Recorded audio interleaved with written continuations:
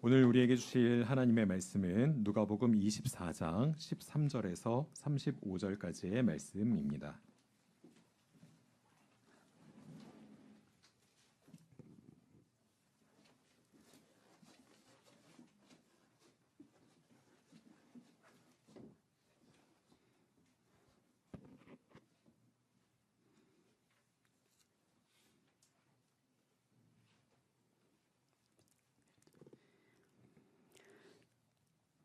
그런데 마침 그날 그들 가운데 두 사람이 예루살렘에서 한 30리 떨어져 있는 엠마오라는 마을로 가고 있었다.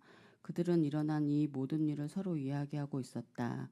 그들이 이야기하며 토론하고 있는데 예수께서 몸소 가까이 가서 그들과 함께 걸으셨다. 그러나 그들은 눈이 가려워서 예수를 알아보지 못하였다. 예수께서 그들에게 두 분이 걸어가면서 서로 주고받은 이 말들은 무슨 이야기입니까? 하고 물으셨다. 그들은 침통한 얼굴을 하고서 걸음을 멈추었다. 그때 그들 가운데 하나인 글로바라는 사람이 예수께 말하기를 예루살렘에 머물러 있었으면서 이 며칠 동안에 거기에서 일어난 일을 혼자서만 모른단 말입니까? 하였다. 예수께서 그들에게 물으셨다. 무슨 일입니까? 그들이 예수께 말하였다. 나사렛 예수와 관련된 일입니다. 그는 하나님과 모든 백성 앞에서 행동과 말씀에 힘이 있는 예언자이셨습니다. 그런데 우리의 대제사장들과 지도자들이 그를 법정에 넘겨주어서 사형 선고를 받게 하고 십자가에 못 박아 죽였습니다. 우리는 그분이야말로 이스라엘을 구원하실 분이라는 것을 알고서 그에게 소망을 걸고 있었던 것입니다. 그뿐만 아니라 그런 일이 있은 지 벌써 사흘이 되었는데 우리 가운데서 몇몇 여자가 우리를 놀라게 하였습니다. 그들은 새벽에 무덤에 갔다가 그의 시신을 찾지 못하고 돌아와 말하기를 천사들의 환상을 보았다고 하였습니다. 천사들이 예수가 살아계시다고 말했다는 것입니다. 그래서 우리와 함께 있던 몇 사람이 무덤에 가서 보니 그 여자들이 말한 대로였고 그분을 보지 못하였습니다. 예수께서는 그들에게 말씀하셨다. 그대들은 참 어리석습니다. 예언자들이 말한 모든 것을 믿는 마음이 참 무딥니다. 그리스도가 반드시 이런 고난을 겪고서 자기 영광에 들어가야 하지 않겠습니까?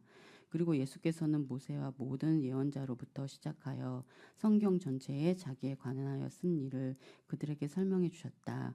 그 두 길소는 자기들이 가려고 하는 마을에 가까이 이르렀다. 그런데 예수께서는 더 멀리 가시려는 척하셨다. 그러자 그들은 예수를 만류하여 말하기를 저녁 때가 되고 날이 이미 저물었으니 우리 집에 묵으십시오 하였다. 예수께서 그들의 집에 묵으려고 들어가셨다. 그들이 그들과 함께 음식을 잡수실 때에 예수께서 빵을 들어서 축사하시고 떼어서 그들에게 주셨다. 그제서야 그들의 눈이 열려서 예수를 알아보았다. 그러나 그 순간 예수께서는 그들에게서 사라지셨다. 그들은 서로 말하였다. 길에서 우리에게 말씀하시고 성경을 풀이하여 주실 때에 우리의 마음이 속에서 뜨거워지지 않았던가. 그들이 곧바로 일어나서 예루살렘에 돌아와서 보니 11 제자와 또 그들과 함께 있던 사람들이 모여 있었고 모두들 말하기를 주께서 확실히 살아나시고 시몬에게 나타나셨다 하는 것이었다. 그래서 그 두 사람도 길에서 겪은 일과 빵을 떼실 때에 비로소 그를 알아보게 된 일을 이야기하였다. 이는 하나님의 말씀입니다. 찬양 감사합니다. 최근에 우리 교인이 아닌 다른 분한테 그 교회 찬양대 왜 이렇게 잘하게 됐냐고 라는 인사를 제가 들었거든요. 잘하고 있어서 그렇다고 자랑했습니다. 제가 유사 이래로 가장 훌륭한 찬양대입니다. 찬양 감사합니다. 주님의 은총과 평강이 여러분 모두 함께 하시기를 간절히 기원합니다.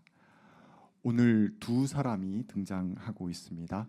글로바와 또 한 사람이죠. 예수님의 제자였습니다. 예수께서 십자가에 처형된 이후에 그들은 실망하여서 자기 집이 있는 엠마오라고 하는 마을로 내려가고 있었습니다. 그들은 그간 있었던 이야기, 자기 선생님에 대한 이야기를 나누고 있었습니다. 그들의 기억 속에 자신들의 선생님은 행동에도 힘이 있고 말씀에도 힘이 있는 정말 참된 예언자였습니다. 그런데 그 참된 예언자를 이스라엘의 대제사장과 지도자들이 로마에 넘겨서 십자가에 못 박혀 죽게 하는 끔찍한 사건을 겪을 수밖에 없었습니다. 글로바와 그 일행은 정말 이 나사렛 예수야말로 자신들을 구해줄 존재, 자신들이 나라의 큰 희망이 될 존재라고 기대를 걸고 있었습니다. 그런데 어떻게 되었습니까? 이제 죽었습니다. 미래를 다 걸었는데 그 미래가 완전히 와르르 무너지게 된 것입니다. 모든 것이 다 끝나버린 것 같은 고통스러움과 답답함. 이제 우리는 희망을 걸 존재가 아무도 없구나라는 생각 속에서 우리의 팔자는 왜 이 모양일까? 이런 숙명론자가 되어서 길을 걸어가고 있었습니다. 그때 부활하신 예수님께서 그들 곁에 다가오셨습니다. 그런데 그들은 예수를 알아보지는 못했습니다. 눈이 가려져서 알아보지 못했다고 성경은 기록하고 있습니다. 눈이 무엇으로 가려졌을까요? 앞서 나와 있는 내용에 의한다면 그들은 자신들이 지금 겪고 있는 고통 때문에 눈이 가려졌습니다. 그들은 자신들이 세우는 목표 때문에, 자신들의 신념 때문에, 자신들의 기대 때문에, 자신들의 계획 때문에 눈이 가려져 버린 것입니다. 걸으면서 도대체 무슨 얘기를 하느냐고 예수께서 말을 붙이셨습니다. 그들은 침통한 표정을 지으며 걸음을 멈추었다라고 성경은 기록하고 있습니다. 여러분, 저는 이 구절이 참 마음에 드는데요. 예수께서 우리에게 말을 건넬 때 우리는 멈출 용기가 있습니까?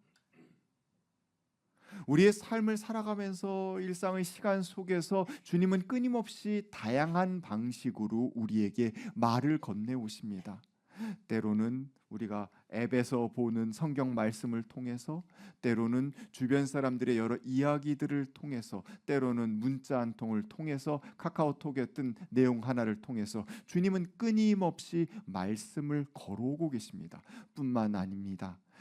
파란 요즘처럼 너무나도 맑은 하늘을 통해서 길에 펴있는 꽃들과 나무들을 통해서 주님은 끊임없이 말을 건네고 계십니다. 그런데 우리는 어떻습니까?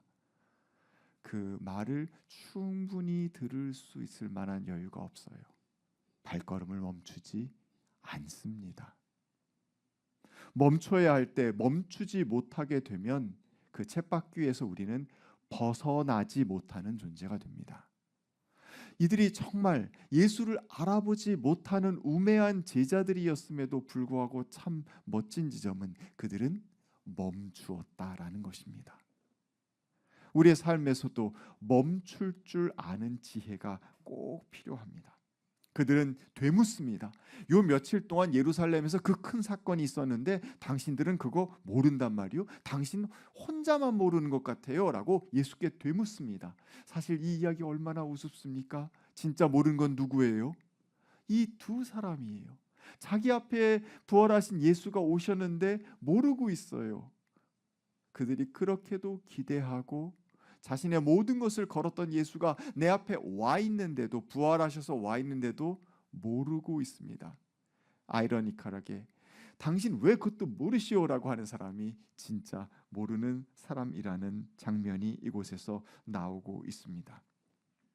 그들은 자신이 생각한 자신의 세계관 안에 갇혀서 예수 십자가에 못 박혀 죽었어. 사람 한번 죽으면 그걸로 끝이지 하는 그 생각에 갇혀서 부활하신 예수님을 눈앞에 두고도 감히 예수라고 생각지 못했던 것입니다. 사실 우리는 비웃지만 우리 역시 얼마나 많은 시간 주님 왜 저에게 안 계십니까? 왜 제 삶에 개입하지 않으십니까? 라고 울면서 기도하지 않았습니까? 주님이 마치 나를 버리신 것처럼, 멀리 떠나가 버리신 것처럼 우리는 굴지 않았습니까? 어떤 고통도, 어떤 슬픔도, 어떠한 것도 주와 나를 방해하지 못할 거라고 입으로는 이야기했지만 우리는 우리 삶에 닥쳐온 문제 앞에서 늘 주님 조금만 더 저에게 신경 써주시지요라고 주님 앞에 기도하곤 했습니다. 이런 우매한 우리에게도 주님은 계속 함께 하십니다. 제자들에게도 그리하셨던 것처럼 말입니다. 자신을 알아보지 못하는 제자 앞에서 아니 당신은 그 사건도 모르시오라고 오히려 탓하고 있는 제자들과 주님은 계속 길을 같이 가십니다. 하루 종일 걸어가면서 제자들의 한심한 모습을 보고 그들의 아픔을 들어주고 그들의 한숨과 눈물을 보아주십니다. 그런데 주님은 한마디 나무라지 않습니다. 그냥 같이 걸어가고 계시는 거예요. 알아보지 못하는 제자와 그 제자를 안타깝게 여기며 동행하고 계시는 주님의 모습이 이곳 가운데 비추어집니다. 사실 우리 마음에는 어떻습니까? 그냥 좀 먼저 아는 척 해주시면 안 되나? 그냥 먼저 딱 아이고 이거 너를 위한 말씀이니까 너 이거 외워 한 다음 내가 외울 텐데 왜 그런 것 없이 그냥 이렇게 싹 다가오셔가지고 내가 알아차지 못하게 하시나? 확실한 방법, 눈에 띄는 방법으로 나에게 자신을 드러내 보이신다면 좋을 텐데 하지만 주님은 매우 더디고 매우 불확실해 보이는 방법으로 그들에게 다가가십니다. 한마디로 말씀을 펼쳐서 읽어주기 시작하세요. 그냥 요점만 정리해 주시지. 히브리 성서에 있는 모세 오경과 예언자들이 한 말씀 가운데에서 메시아에 관계된 이야기들을 쫘르르르 다 이야기해 주신 것 같아요. 그리스도가 고난을 겪고 영광을 이르게 되리라는 모든 내용을 다 설명해 주었다고 성경은 기록하고 있습니다. 제자들은 그 설명을 듣고 고개를 아마 끄덕였을 겁니다. 그래, 맞아, 그런 말씀이 있었지. 뭔가 마음이 조금 이렇게 뜨끈해지는 느낌이 있긴 했지만 그렇지만 여전히 내 옆에 계신 분이 부활하신 예수라는 것은 알아보지 못한 상태였어요. 그렇게 말씀을 들으면서 마음은 좀 뜨끈뜨끈해진 그런 상황 속에서 걷다 보니 이제 집 앞에까지 다가오게 되었습니다. 해가 저물었는데 예수께서는 더 가신다고 하는 거예요. 마음도 좀 따끈따끈해졌는데 그냥 보내기가 좀 나그네를 그냥 보내기가 미안한 마음이 들었는지 그들은 맞아들입니다. 사실 그냥 어떤 사람입니까? 알던 사람 아니잖아요. 모르는 사람이에요. 길 가다가 만났어요. 더더군다나 도대체가 말이 안 통하는 사람이었어요. 이 예루살렘에서 무슨 일이 있는지도 모르는 사람이었어요. 근데 그가 성경 이야기 해줬다고 해가지고 집에 초대해서 함께 식사를 하자고 하는 거 약간 조금 위험하지 않습니까? 사실 누군가를 내 삶에 받아들인다라는 것은 내가 상처받을 수 있는 가능성을 감수하는 겁니다. 속회에 섞여서 계시는 분들 좋을 때도 있지만 상처받을 때도 있잖아요. 누군가 교회 안에서 소그룹으로 만나게 되었을 때 너무너무나도 고맙고 그 사람이 소중할 때도 있지만 또 어떨 때는 상처받을 때도 있습니다. 그게 바로 타인을 내 삶의 공간 안에 끌어들이는 용기에 필요한 지점입니다. 타인을 향해서 신뢰를 갖는 거죠. 그래, 저가 저렇게 해도 제 진심은 아닐 거야. 나를 향해서 하는 건 아닐 거야. 라는 마음. 저가 그래도 나를 미워해서 그런 건 아니고 어떻게 하다 보니까 말이 거칠게 나온 거겠지라고 하며 한번 덮어주는 마음. 이런 것들이 있을 때 누군가를 내 삶 안으로, 나의 식탁 안으로 받아들일 수 있는 것이죠. 바로 요 지점에서 그들이 말씀을 듣고 마음이 녹아지고 있구나라는 것을 우리는 유추해 볼 수 있습니다. 누군가 낯선 사람을 내 삶 안으로 끌어들였으니까요. 초대했으니까 말입니다. 그런데 그 저녁 식사에서 초대받은 그 나그네의 모습이 예사롭지 않습니다. 떡을 들고 축복하고 떡을 떼고 나누어 주는 거예요. 이거는 오병이어 기적할 때 또 예수님께서 마지막 만찬을 하실 때 했던 행위와 똑같은 방식으로 하는 거예요. 그제야 제자들은 눈이 열려서 부활하신 예수님을 알아보게 되었습니다. 예수님은 한 저녁 식사를 거룩한 만찬, 성만찬으로 바꾸셨습니다. 주님은 말씀을 들려주시고 그리고 잔치를 베풀어 주심으로써 그곳 가운데서 그들이 자신의 주변에 나와 동행하고 있었던, 아주 가까이 함께하고 있었던 부활하신 주님을 알아볼 수 있도록 해 주신 것입니다. 하나님을 우리 삶 속에서 만나고 싶은 열망이 있습니다. 우리는 모두 그런 마음으로 예배 가운데 나오고 있습니다. 깊은 인격적인 만남을 갖고 싶습니다. 그런데 여러분, 인격이라는 것은요, 사람 같다라는 겁니다. 사람처럼 만나고 싶어 해야 합니다. 관념이나 지성 혹은 글 가운데에서 만나는 것만으로는 부족하다라는 뜻이에요. 진짜 이렇게 손을 맞잡고 같이 밥을 먹고 서로 눈을 바라보면서 이야기를 나누고 때때로 부딪히기도 하고 때때로 같이 생활을 하면서 우리는 만남이라는 것을 생생하게 가질 수가 있습니다. 교회에서 이런 통로들을 발견하고 그리고 그 통로 안에 자기 자신을 세워 보아야 합니다. 우리는 육체를 가지고 있는 존재이기 때문에 이 육체가 감각하는 오감을 통해서 세상을 인식합니다. 우리가 보이지 않는 주님을 인식하는 데에도 우리의 오감을 적극적으로 활용해야 하는 것입니다.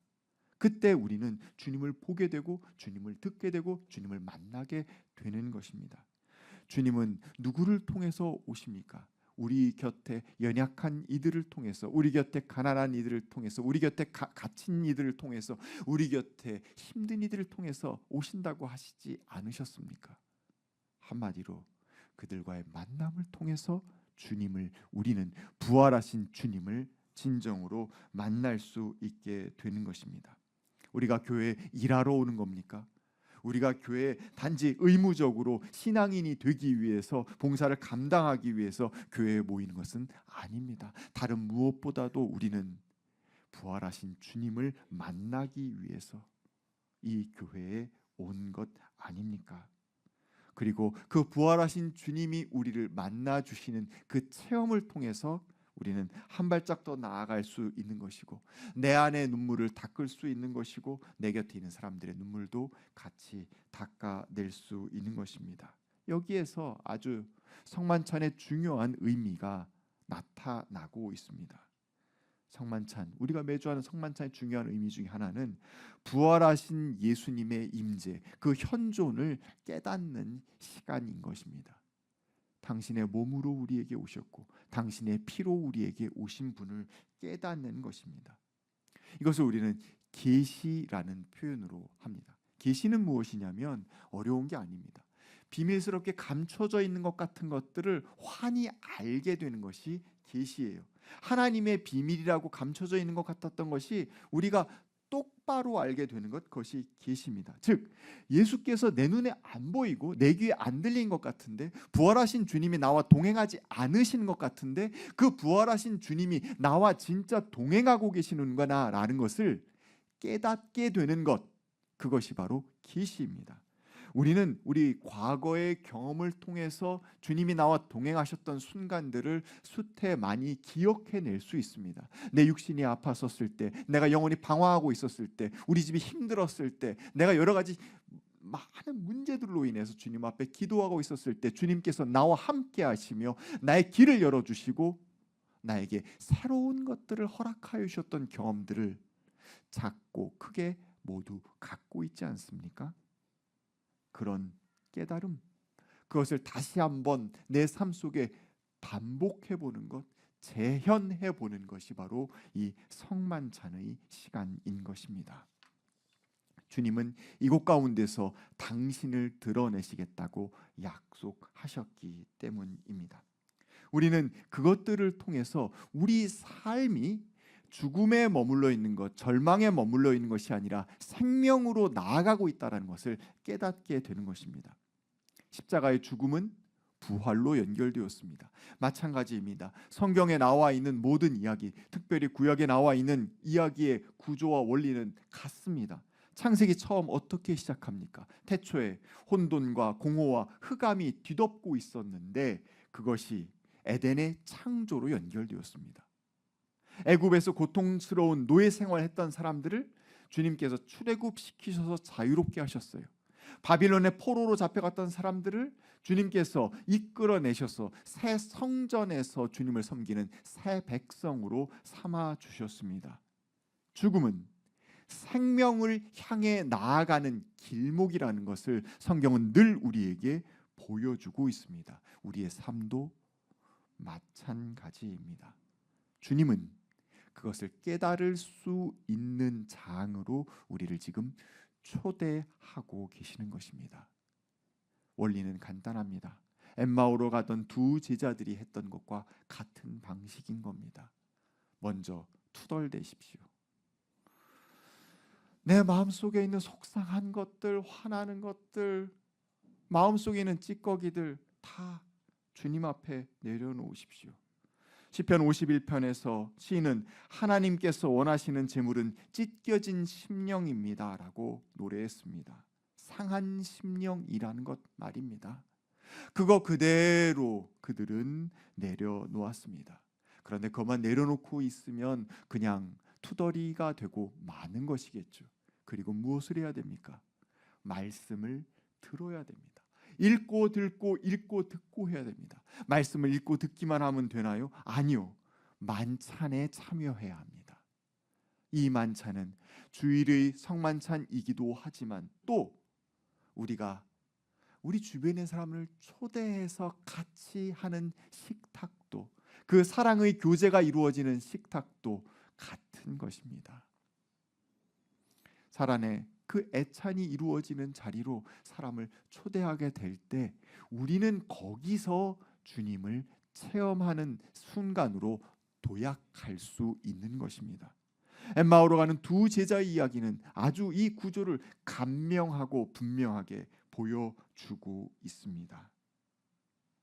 믿음은 육신의 눈에 의존하지 않습니다. 깊은 차원의 알미 필요합니다. 그것은 말씀을 듣고 그리고 그곳 가운데에서 주님이 베푸시는 만찬 가운데 참여하는 것입니다. 가르침을 계속 받고 그 안에서 격려받으며 신비는 신비로 머물러 있지 않고 계시가 되어서 우리 가운데 깨달음으로 정착하게 되는 것입니다. 주님이 원하시는 그 길 위에 우리는 어두운 눈이 열려지기를 바라면서 서 있는 것입니다. 영의 눈이 뜨이는 체험, 놀라운 주님의 임재, 이것은 바로 이러한 과정 속에서 이루어진다라는 것을 엠마오로 가는 두 제자는 우리에게 보여주고 있습니다. 자, 이제 눈이 뜨인 제자, 주님의 임재를 체험한 제자는 어떻게 합니까? 엠마오 자기 집에 그냥 머물러 있지 않고 곧바로 일어나서 예루살렘으로 돌아갔다라고 성경은 기록하고 있습니다. 다시 또 새로운 사람들을 만납니다. 그 전에는 길 가던 나그네 한 명을 자기 집에 초대해서 저녁 식사를 대접했다라고 한다면 이제 예루살렘으로 돌아가서는 어떤 잔치를 벌입니까? 내가 체험한 주님, 내가 겪은 부활의 주님을 고백하는 잔치를 베풉니다. 잔치는 음식으로 베풀 수도 있지만 내가 체험한 주님의 사랑으로 그것을 고백하는 가운데 베풀 수도 있다라는 것을 우리는 이곳에서 살펴보게 됩니다. 머무르지 않고 다시 또 움직여서 부활하신 주님의 증거자가 되고 있는 두 사람의 모습을 우리는 관찰할 수 있었습니다. 여러분, 엠마오로 내려가는 길, 이 두 사람에게는 처음에는 눈 감고 가는 길이었습니다. 아무것도 보이지 않았습니다. 자기의 신념, 자기의 기대, 이런 것들이 나의 눈을 가려버리는 바람에 답답한 인생길을 걸어갈 수밖에 없었습니다. 그러나 그들은 늘 우리와 동행하시는 주님, 그 주님을 만났습니다. 그 주님은 지금 이 순간에도, 그리고 우리의 일상의 평일의 삶 속에서도 늘 우리와 동행하고 계십니다. 우리에게 말을 건네고 계십니다. 우리에게 잔치를 베풀고 계십니다. 그것을 우리가 멈추어 서서 충분히 받아들이게 될 때 우리는 눈이 뜨이는 체험을 하게 될 것입니다. 아, 주님이 정말 약속대로 나와 오늘도 함께하고 계시는구나라는 고백이 우리 가운데 있게 될 것입니다. 우리는 어떻게 길을 걸어가기 원합니까? 눈을 감고 걷기를 원하십니까? 눈을 뜨고 걷기를 원하십니까?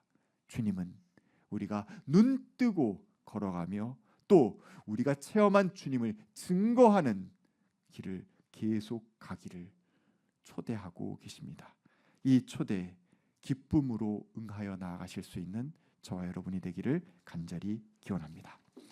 함께 주신 말씀 두고 거듭의 기도 드리겠습니다.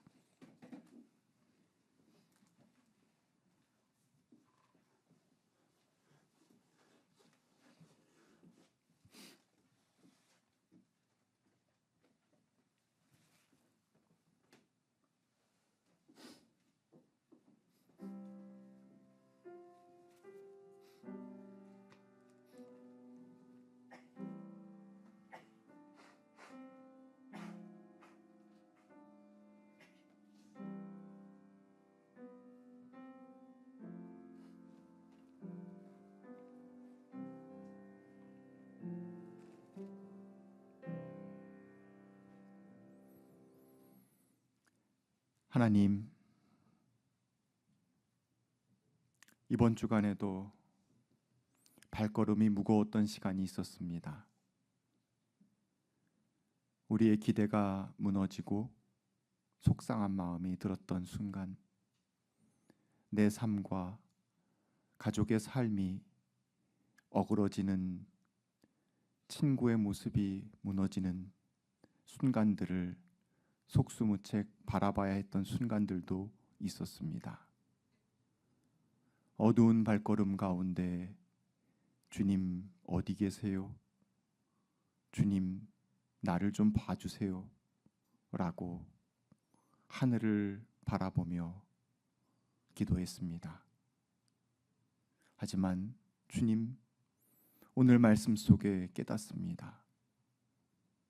제가 가슴을 치며 엎드려 있었던 그 순간 주님은 저와 함께하고 계셨습니다. 제가 슬퍼하는 그 순간 주님은 함께하고 계셨습니다. 제가 희망을 잃었던 그 순간 주님은 저와 함께하고 계셨습니다. 주님, 우리와 함께하시는 주님을 몸으로 느끼고 부활하신 주님께서 우리에게 열어주시는 생명의 길로 나아가는 아름다운 생애를 살아갈 수 있도록 도와주시옵소서.